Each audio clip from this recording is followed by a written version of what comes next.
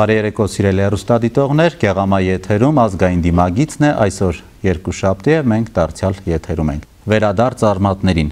Այս թեմայի շուրջ մեր տաղավարում ենք կզրուցենք Հայաստանի Հանրապետության ժողովրդական վարպետ Լալա Մնեյանի հետ։ Բարի երեկո։ Ինչպե՞ս եք։ Լավ եմ, շնորհակալություն։ Արդյոք կարևոր է, որ մենք վերադառնանք մեր արմատներին եւ ինչով է հիմնավորվում այդ կարևորությունը։ Ես երկու բան կառանձնացնեի, առաջինը ինքնության ճանաչողությունը որպես ներկա կյանքի ուղենիշ դեպի ապագա եւ երկրորդը ազգային անվտանգության հարցը, կարելի է այդպես ասել, ազգային անվտանգություն, որտեղ առանց ինքնության ճանաչողության, առանց սեփական ազգային պատկանելության ճշգրիտ գիտակցության շատ խոցելի է դառնում ներկա աշխարհում, իսկ դա մեր պարագայում առավել քան վտանգավոր է։ Իսկ երբանից է այս երևույթը դարձել ավելի արդիական։ Ինձ թվում է դա միշտ էլ արդիական է, ուղղակի դրա գիտակցության բացակայությունն է լինում, երբեմն չգոյությունը, այսինքն չիմացությունը։ Եվ վերջին ժամանակներս անկախության հռչակումից հետո բնականաբար մեր ազգը ժողովուրդը պիտի անդրադառնար այդ հարցին եւ բնական է որ հիմա այսքան շատ հրատապ է դարձել դա ու նաեւ շատ կորուստներ ունենալու պատճառով էլ, որովհետեւ երբ որ չափից դուրս շատ ես հեռանում, ապա ինքնաբերաբար գալիս է այն ժամանակը, երբ որ մի օր պիտի հետադարձ հայացք մղես դեպի անցյալ, այնտեղից քաղելու այն ուսանելին, այն կարևորը, ինչը որ այսօր մեզ պետք է, եւ այդ ժամանակը եկել է վաղուց։ Իսկ այստեղ ով է ավելի շատ պատասխանատվություն կրում, որ օղակները պետք է ավելի շատ ուշադրություն դարձնեն եւ նպաստեն, որպեսզի հատկապես երևի երիտասարդ սերունդը ճանաչիր արմատները, կապվիր հայրենիքի հետ։ Դե բնականաբար, քանի որ մշակույթի մասին է խոսքը, մշակույթի նախարարություն, մշակույթի այն բաժինները բոլոր մարզերում, որոնք պատասխանատու են տվյալ հարցի համար, կրթության նախարարություն, քանի որ կրթության միջոցով պիտի դա ներդրվի ուսումնական process-ի մեջ երիտասարդ սերնդին փոխանցելու, նաև սպորտի եւ երիտասարդության հարցերի նախարարությունը ես կշեշտեի, ու բացի դրանից բոլոր նրանք, ովքեր որ դրա գիտակցումը ունեն եւ շահագրգիռ են, այսինքն բոլորը, ամեն մեկը, ով ազգային պատկանելություն զգացողություն ունի, ինքը պիտի այդ հարցերով զբաղվի անկախ նրանից վերևներից կթելադրվի թե ոչ։ Եվ իհարկե հեռուստատեսությունը, որոնք կարելի ասել, որքան էլ որ զարմանալի է, բայց բոլորովին հակառակ գործն են անում։ Իսկ այստեղ վտանգը ինչպիսին է։ Վտանգ տեսնում եք ընդհանրապես ազգային արժեքների կորցնելու։ Իհարկե, շատ մեծ վտանգներ կան։ Որպեսզի այդ վտանգները հասկանանք, եկեք վերլուծենք ընդհանրապես ինչի համար կա անհրաժեշտություն անցյալը չկորցնելու կամ անցյալին նայելու վերադարձ դեպի արմատները, արմատներից սնվելու։ Եթե մենք մեզ պատկերացնենք մի ծառի տեսքով եւ փորձենք այդ ծառի սաղարթ, բուն, արմատներ, տերևներ եւ այլն այդ տարբեր մասերի մեջ տեսնել որտեղ են մեր նախնիների ժառանգությունը, որտեղ է մեր ազգային հարստությունը, ազգային մշակույթը, բնականաբար անպայման դա կասոցացվի արմատների հետ, որտեղ դրանք անցյալում են։ Դրանք միջև մեզ եղած սերունդների ստեղծածն է այն ամենը, ինչ որ պահպանվել է եւ մեզ է փոխանցվել։ Եվ ինչքան որ ծառը խոր արմատներ ունի, ինչքան արմատային համակարգը ավելի զարգացած է, այնքան ավելի շատ սնունդ ինքը կստանա հողից եւ այնքան ավելի ամուր կկանգնի հողի վրա եւ ոչ մի քամի ու փոթորիկ չի կարող նրան տապալել։ Այդ պատկերը շատ այդպես առարկայորեն մեզ մատուցում է նաև մեր նախնիների մշակութային ժառանգության ու մեր կապի, մեր այսօրվա կյանքի կարևորությունը։ Փաստորեն արմատները, եթե նախնյաց մշակույթն է եւ ծառնել մենք ենք, ինչքան ամուր ենք մենք կարճած, ինչքան խորն ենք մենք ճանաչում, ներթափանցել այդ խորքերը, այնքան ավելի ամուր կլինենք եւ այնքան ավելի պայծառ պսակ կունենանք, ծառի պսակը, այնքան ամուր բուն, այնքան շատ լավ տերևներ եւ վերջում էլ բնականաբար պտուղներով կծանրաբեռնվենք։ Եվ իհարկե շատ կարեւոր է օտար մշակույթների հետ փոխազդեցությունը, առանց դրա անհնարին է, ինչպես օրինակ ասենք անձրևը կամ արևը չլինեին կամ օդի ազդեցությունը։ Ես օրինակ օտար մշակույթները, այլ ժողովուրդների մշակույթները կհամեմատեի մթնոլորտային երևույթների հետ, որտեղից նույնպես ծառը սնվում է։ Բայց շատ կարևոր է, որ դրանք չհասնեն փոթորիկի աստիճանի եւ եթե խարխուլ արմատներ ունես եւ վերևից էլ ամպրոպ, կայծակ եւ այլն, մի օր կտապալվես, քանի որ չես ունենա այն հնարանը, որի վրա որ պիտի հիմնվեիր եւ կարողանայիր ամուր կանգնել հողի վրա եւ տալ քո պտուղը, այն պտուղը, որ հենց այսօրվա պտուղն է։ Այսօրվա պտուղը, քանի որ դա ժամանակի մեջ բնականաբար անպայման պիտի փոփոխություն ունենա, նախնիների մշակույթից սնվել, դա չի նշանակում նույնությամբ կրկնել նույնը կամ անել այն ինչ որ ճիշտ նույնությամբ մեր նախնիներն են արել, այլ ընդհանուր գծերով, ընդհանուր համակարգի մեջ նույնը լինել,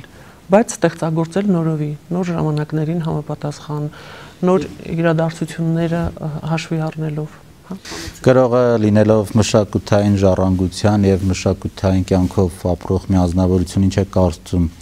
ձեր նման մտածողների շարքը այսօր ինչպես պետք է արվի, որպեսզի ավելանա եւ դառնա մի զոր բանակ, որպեսզի մենք ոչ թե համարենք վտանգված է մշակութային ժառանգությունը, այլ նա փրկված է եւ նաեւ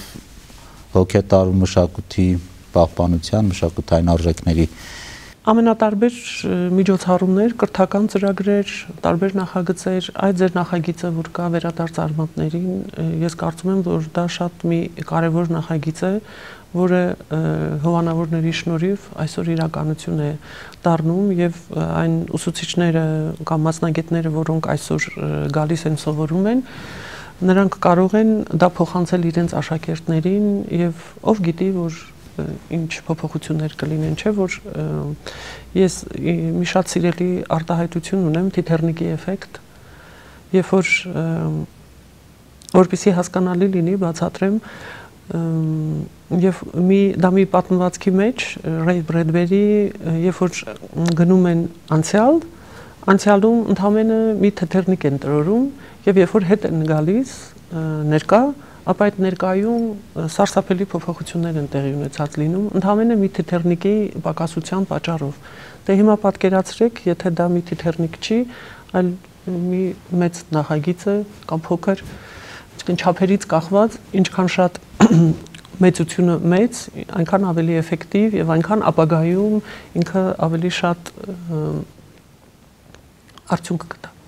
Իսկ ընդհանրապես մեր մշակութային ժառանգությունը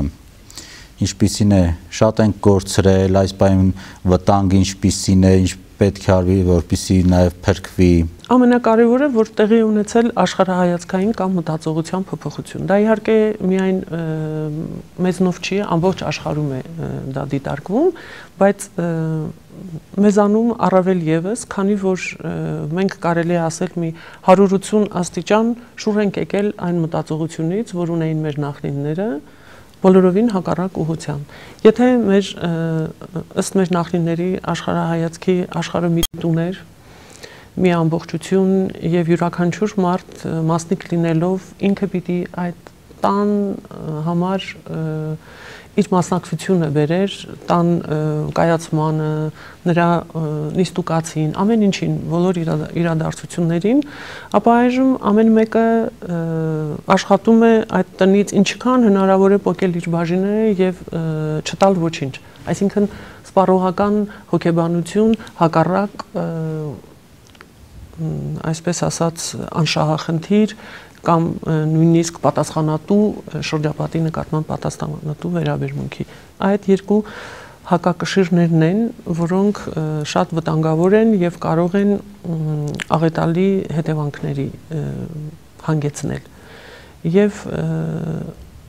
իսկ ինչ պատճառով է դա, քանի որ գիտեք, մենք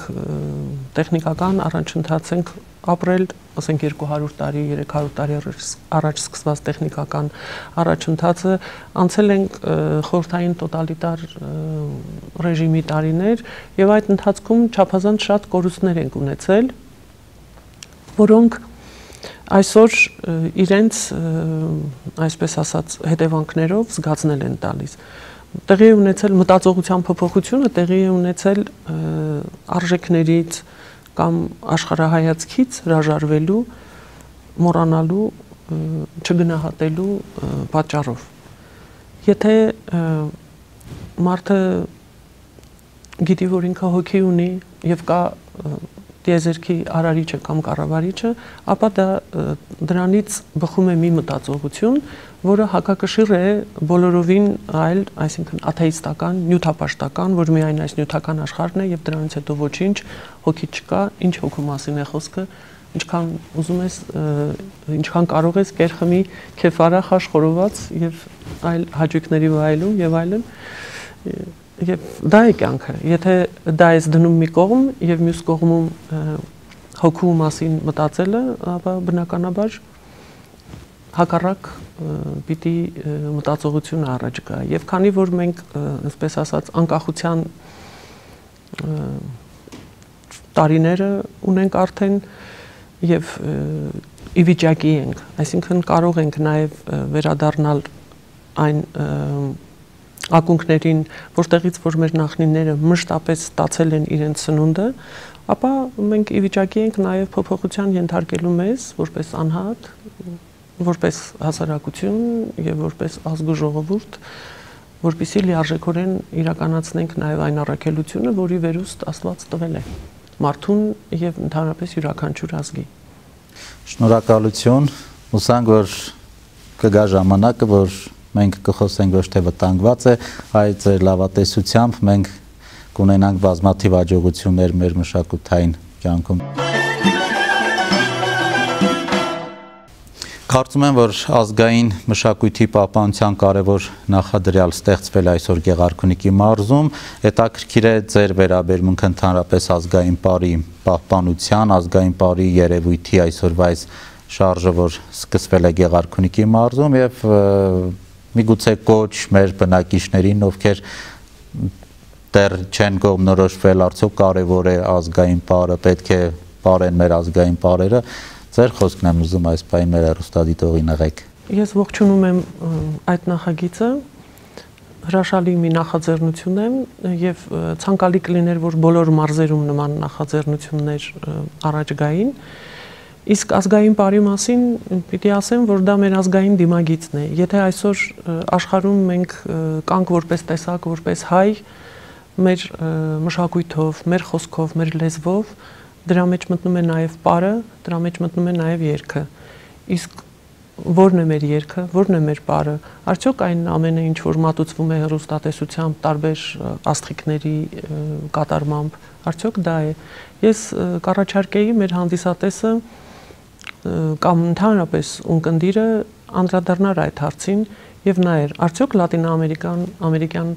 պարերն են մեր ազգային դիմագիծը ցույց տալու եւ դրանով է արդյոք որ մենք պետք է աշխարհին զարմացնենք եւ ցույց տանք մեր հայ դեմքը, մեր մանուկներին լատինաամերիկյան պարեր կամ այլ տիպի պարեր սովորեցնելով է որ մենք պիտի որպես ազգ գոյատևենք, թե ոչ։ Եթե դրա մասին մտածեն, ապա միանշանակ ետ կգան դեպի ազգային դիմակից, դեպի ազգային արմատներ եւ իրենց երեխաներին կտանեն անպայման այդպիսի պարել պարելու։ Թող չլինի ձեր խմբում, թող մի ուրիշ նախաձեռնություն, բայց միայն ազգային պարը եւ այն էլ ազգային էթնիկ պարը, այսինքն այստեղ էլ մենք մի այսպես խնդիր ունենք երկու տիպի ազգային պար, մեկը ժողովրդական, մյուսը ազգագրական։ արդեն абսուրդի հասած մի վիճակ, երբ որ ժողովրդականն ու ազգագրականը հակադրվում են իրար կամ առանձնանում են իրարից, քանի որ ժողովրդական կոչվում է բալետային տարերով համեմված բեմական պարը, իսկ մեր բուն ազգային պարը հենց ազգագրական պար կոչվածն է, ու ես շատ կուզենայի, որ այս պարի խմբերը, որ պարում են Վարդենիսում, Գավառում, ընդհանուր համահայկական ազգային պարերը իմանալուց զատ նաև բուն տեղի պարերն էլ կարողանային վերհանել, գուցե ինչ որ գյուղերում դեռ տատիկներ լինեն պահպանված կամ մասնագիտական գրականության մեջ դեռ լինի գրառված պահպանված մի պարեր, որոնք կարողանան ձեր խմբերը վերականգնեն պարեն եւ ասեն այ հին Բայազետում մեր նախնիները այս պարն են պարել կամ Վարդենիս եկած մշեցիներն ու ալաշկերտցիները այս պարն էին պարում իրենց ժամանակին հայրենիքում։ Դա ճիշտ ասած մենք նախատեսել ենք եւ ամռանը փորձելու ենք մտնել նաեւ գյուղեր, զրուցենք ավելի տարիքով ավագ սերնդի ներկայացուցիչների հետ եւ միգուցե մենք կարողանանք վերականգնել եւ Բայազետի եւ Վարդենիսի տարածաշրջանի բնորոշ պարեր, հետագայում նաեւ այլ տարածաշրջաններ կմտնենք։ Ես մեր հեռուստադիտողներին տեղեկացնեմ, որ այսօր մենք զրուցում ենք վերադարձ ազգային արմատներին, շատ ընդգրկուն մի թեմա եւ հաջորդ թողարկումների ընթացքում մենք փորձենք ավելի մանրամասն անդրադառնալ հայ ընտանիքին եւ մասնավորապես Բայազետցու ընտանիքին, կփորձենք մանրամասն խոսել ազգային պարի, երգի, ընդհանրապես